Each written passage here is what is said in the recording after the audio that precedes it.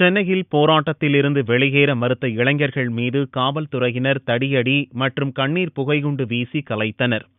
சென்னை மெரினா கடற்கரையில் ஜல்லிக்கட்டுக்கு ஆதரவாக போராடும் இளைஞர்கள் போராட்டத்தை கைவிட மறுத்து கடலில் இறங்கி போராட்டம் நடத்தி வருகின்றனர். போராட்டத்தில் ஈடுபட்ட இளைஞர்கள் மீது காவல்துறையினர் கடுமையான தடியடியில் ஈடுபட்டனர். இதனால் போலீசாருக்கும் போராட்டக்காரர்களுக்கும் இடையில் கடுமையான மோதல் ஏற்பட்டது. இந்நிலையில் காவல்துறையினர் போராட்டத்தை கட்டுக்குள் கொண்டுவர அண்ணா சதுக்கத்திற்கு செல்லும் வழி முழுவதையும் தடை செய்துள்ளனர். மேலும் பறக்கும் ரயில் சேவையும் ரத்து செய்யப்பட்டது. திருவல்லிக்கேணி பகுதியில் கலைய மறுத்த இளைஞர்கள் மீது காவல்துறையினர் கண்ணீர் புகைகுண்டு வீசி கலைத்தனர். இதனிடையே அடையாளம் தெரியாத நபர்கள் சிலர் ஐசோஸ் காவல் நிலையத்திற்கு அருகே நிறுத்தப்பட்டிருந்த இருசக்கர வாகனங்களுக்கு தீ வைத்தனர். இதனால் பெரும் பதற்றம் ஏற்பட்டுள்ளது.